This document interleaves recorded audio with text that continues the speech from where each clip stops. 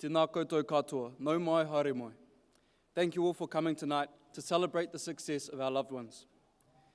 Tonight is a night to reflect, rejoice, and conclude the year. My name is Jake Maskill. I'm the 2024 Head Prefect at Palmerston North Boys High School. I'm privileged and honoured to share with you tonight the 118th Head Prefect Address. I walked through this school at the beginning of 2020, joining my peers in 9GU, Mr. Gunning's form class. 5 years later, a changed man. I walk out those same gates for the last time. Palmy Boys has become my home for this part of my life.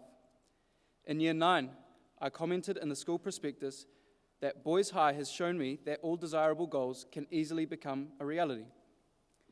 As I reflect on my time here, I realize that this is true. Every day, I would sit in the assembly hall and seeing the honours boards around me set goals that I hope to achieve in my senior years. Although not all these goals were accomplished, I understand that the knowledge and relationship established in pursuit of these dreams bring a greater sense of fulfillment than the accomplishments themselves. In 2022, my year 11, I stated in the prospectus that I was looking forward to my future at Palmy Boys, as I know I will experience unforgettable moments and build core values to carry with me forever. Again, it is interesting to reflect and think about what moment I may have been predicting. I expect significant events to first come to my mind, perhaps club marching at athletics, or a satisfying sports win, maybe a not-so-satisfying sports match from the prefects against the staff. Yet I am surprised to find that the most memorable moments are those that are made at lunchtime or in a classroom, waiting in the canteen line, seemingly insignificant places. However, these memories last a lifetime due to their one commonality, the brotherhood. The conversations, laughs, and people make up the most notable experiences. He tangata, he tangata, he tangata. My time here at Palmerston North Boys High School would not have been possible alone. I cannot thank everyone, but I would like to express my gratitude to some key people. Firstly, I'd like to thank Mr. Bovey and Mr. Atkin for trusting me in this role throughout the year. I set high expectations for myself going into this, and your guidance has made this role enjoyable. You have allowed me to learn more about myself as a man, and I cannot thank you enough for the opportunities you have given me as Head Prefect. Mr. Bovey, thank you for giving me this opportunity to be a leader. Your character is admirable, and I aspire to emulate your professional and expeditious approach to life. Mr. Atkin, thank you for your trust and support throughout the year with my work and ambitions. I would not have been able to navigate this role without you. Much of my time this year has been spent with Mr. Lobb. Whether we are organising an event or getting some work done, having a yarn or a cuppa in the staff room. You've been a great mentor to me this year, and I am very, very grateful for the bond we have created. Thank you for your support and for allowing me to make my vision come to life. Next year's prefects are in safe hands. To my prefect group, thank you for the year. Your support was invaluable. It has been a great privilege to work with such a strong team, and I hope you look fondly on your time as prefects, knowing a difference has been made. Each of you holds that prefect badge extremely deservedly, and seeing your pride in the school is admirable for all the younger students. Staff members often comment on how we are one of the best prefect groups this school has seen, so I hope you're proud of yourselves and what you've achieved. To next year's prefects, the challenge has been laid. I want to thank all prefects who organised events, ran sausage sizzles, fulfilled assembly duties, and supported the community. Events such as the school ball were significant for many. This year, we took on a new challenge, Fortress 40. Fortress 40 was a major highlight for 24. This new event centred around men's mental health awareness, a great initiative that made everyone super keen to jump in. Fortress 40 is a 40-hour endurance challenge designed to push participants to their physical and mental limits. The event is run in conjunction with the Movember Foundation and was a huge success, raising over $2,500. I am incredibly proud of what we have achieved with this event, and Fortress 40 will continue as our legacy. Thank you to the Fortress 40 team for completing this tough challenge with me, and thank you to Mr. Atkin, Mr. Lobb, Mr. Johnson, and Mr. Carlton for your support and assistance. Ko ngā rangatahi mō a pōpō. Our youth today are our leaders tomorrow. Thank you to Jack Trotter and Sam Millwood. Navigating this year alone would have been impossible. The relationship we have built, both inside and outside the school gates, is something that I cherish. Thank you immensely for your support, advice, and expertise. I'm glad we were able to spend this year together in our roles. To the staff, Boys High does not run without you. On behalf of the Year 13 cohort, thank you for your dedication and your love for your profession. You are the people enriching our lives, bringing up the generation, and creating educated young men of outstanding character. David Brooks said that example is the best teacher, and the example that the Palmy Boys staff sets for us is a model. Te piko o te mahuri, tera te tipu o te rākau. The way in which the young sapling is nurtured determines how the tree will grow. I would like to acknowledge some staff, particularly Mr. Ben, Mr. Burden, and Mr. Young, for their unwavering support and guidance. My full gratitude to you can be found in the Palmerstonian report. However, I would like to make one special mention to Mr. Tuma, who unfortunately cannot be here tonight. Mr. Tuma has been a volleyball coach and a mentor to me since year 10.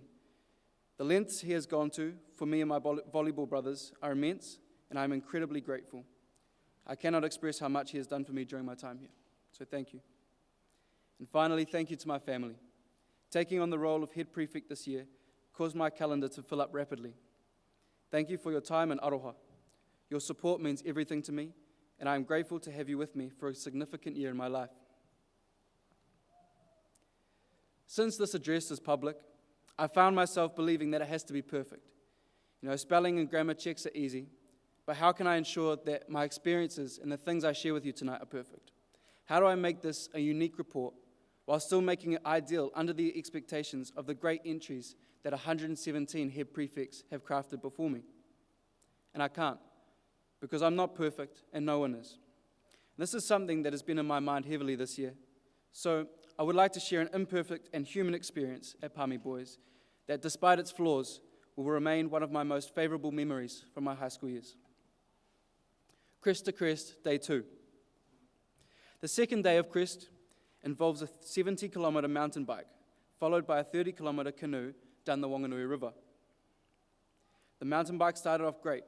The views were incredible, and it was the first time of the week that we got to ride together as a pack.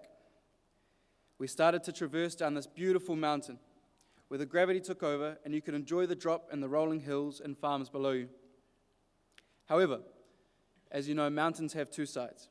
This meant, after all the fun downhill, we had to go back up the other side. Now, this was not something that I was originally worried about. I made sure that I trained frequently over the summer so that I would be as ready as I could be. What I didn't account for is that uphill biking requires locking out your bike suspension. 70 Ks of mountain biking started to take a toll on me. My body was sore, I was drained. I couldn't keep up with the pack. I was falling behind. The uphills were hard. They were a grueling challenge, and there was no easy way around it. But if anyone asked, it was super easy. I was really well trained, and it was just my suspension. Trailing at the back of the pack, my thoughts were killing me.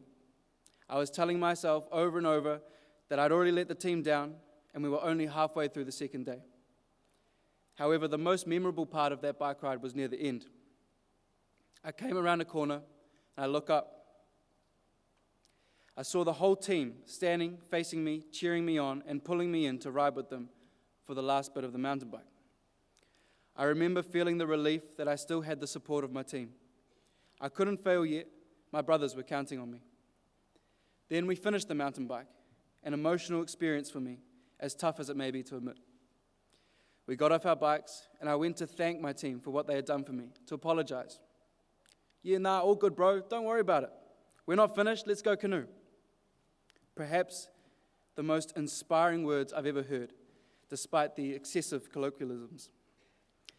Not only did the team support and encourage me during one of my most challenging physical and mental battles, but they also thought nothing of it, and they motivated me to leave it in the past and get on with the job. I think about this day quite often. It is a reminder to support and encourage those around you and fight for those who are relying on you. Count on your brothers. They always have your back.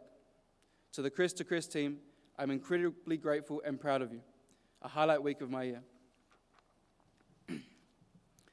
In term 3 of this year, my father joined me at school as a PE teacher. Before joining me at school, he asked me on multiple occasions whether I was okay with him coming.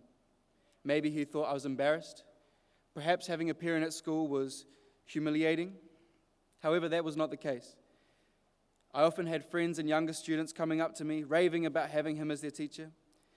Since he did not attend Boys High for high school, I feel honored to be able to share the tradition of this school with him, making Palmy Boys an even more prominent piece of history in my life. This became a full circle moment at a Kia ora club meeting when I saw my dad there, now a member of the club as a teacher. I don't know what about this moment was so special to me, but it hit a deep sense of pride. History and tradition is something that Palmerston North Boys High prides itself on, so to be able to share that with my dad is invaluable. I felt like I had a deeper connection with the school's rich history, and I'm grateful I could share that with my father and also my brother, who finished in 2020. I'm proud to have my family a part of the Boys High history, and of course, convincing him to set up an account at the tuck shop became a big bonus. I'm very lucky that he has returned to school for term 4 as an English teacher, and I'm very proud to have him and my mother on stage with me tonight. It seems that recently there's a lot of talk that young men struggle in education, as I'm sure you've heard from the rector plenty of times. They say we are lazy, unmotivated, and are beaten in almost every academic space by our female counterparts. As I said, often the rector's reminding us of this, sometimes because we need to be inspired, more often because we need a boot up the butt. But I would like to comment on this, using what I have seen from the boys over the past 5 years, because I think studies are unable to show what experience can. Richard Reeves, who wrote Of Boys and Men, Why the Modern Male is Struggling, found that females across the OECD are outperforming boys across the board in academic achievement because boys are disruptive, unfocused, and disrespectful in school environments. Reeves suggested that males should start and finish school 1 year later than females to combat this, so that our education would be more aligned with our brain development. Confidence, self-worth, belonging, pride, motivation, and persistence are all impacted by underperformance in the classroom, not to mention employment opportunities after school. But is this because we don't care? Or is it because our passion lies outside of stock standard academic success? Regardless, Palmy Boys has taught me that academic success does not define us. Character is the foundation upon which we are built, the framing that the school has instilled in us. The school creates empathetic, principled, and motivated men, a legacy of outstanding character. The Department of Education states that investing in the character of young people will not only help them succeed academically, but also improve their job prospects and help them bounce back from setbacks. In her book on young men, Celia Lashley notes boys to be highly pragmatic, tending to move in a linear fashion. She says we pursue tasks of most importance, casting everything else to the side until we get a quick burst of motivation right before the due date. And she may be onto something. Jennifer Smart believes that a reason for this is that young men find it significantly important for their success to appear effortless. We need to be able to show that our work was only barely completed, that we didn't really try. Perhaps we feel unable to grind for higher success in front of our peers due to the tall poppy syndrome that is said to ravage Aotearoa. Maybe young men just don't care. Jennifer Smart in The Spin-Off believes that boys particularly don't like to fail. Although we are constantly reminded that failure is a key part of success, it's said to be less shameful to not try and fail anyway. However, these claims are fabricated to represent men in all the wrong statistics. You need only to look at Palmy Boys to see how odds are defied in academic and extracurricular success. The men at school prove every day that they are an exception to these studies. In academic, sport, and culture, these students thrive, pushing the boundaries of what it means to be successful. After 5 years at Palmy Boys, I have seen challenges made, accepted, and completed every day. Expectations are met, then exceeded. It truly is a gift to witness this success firsthand. And you need only to have a brief look around tonight to see some of the success. In the words of Maya Angelou, you are the sum total of everything you've ever seen, heard, eaten, smelled, been told, forgot. It's all there. And this is true. We are a product of our environment. Our parents, teachers, friends, and hobbies have shaped us as people. The Palmerston North Boys High School values are something we are proud to be sculpted from. To the Year 13s, I wish you all the best on your chosen paths. I hope that as you continue to grow and tackle life's vicissitudes, you reflect fondly on your time at Palmy Boys. Do not forget the bonds that you've formed and the memories you've made. Keep in touch, support, and celebrate each other. Our time together has come to an end, but our independent adventures have only just begun. As you look to the future, embrace it with the same optimism and wonder you felt on your first day here. Whether you're off to university, the workforce, or still figuring it out, remember, life doesn't expect you to know all the answers, just to keep asking questions. This school has given us a sense of belonging, a brotherhood. We are part of something bigger than ourselves, and we are proud of it. Your contribution to the school is undeniable and will always be appreciated. This is only the beginning of a long and bright future. To those who still have time here, cherish it. You are building the foundation upon which you will develop into an educated young man of outstanding character. Whaia te ihi, te iti kahurangi, ke te tuohu koe me he maunga teitei. Seek the treasure you value most dearly, and if you bow your head, let it be to a lofty mountain. The final topic I'd like to talk about tonight is failure. We've all been told countless times how failure is a crucial part of learning, and no doubt we will all fail many times in the future. I'll ask you all tonight to think of failure as a single piece of colourful Lego. If you've ever had the unfortunate experience of stepping on a piece of Lego barefoot, you will know that it is excruciating. And this is the same with failure. It hurts, and it's not fun. But as you move past these failures and take another step, you can pick up these Lego pieces you have left behind you, and you can use them. These failures can become the building blocks for character and spirit. With these Lego pieces, you can build resilience, humility, and courage. The duality of these failures is what makes them so unique and necessary for growth.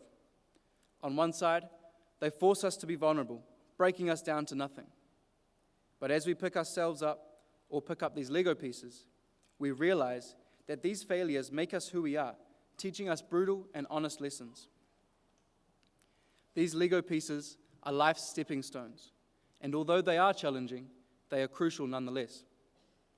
As we move past these stepping stones, past the discomfort, we find that we are stronger, more compassionate, wiser.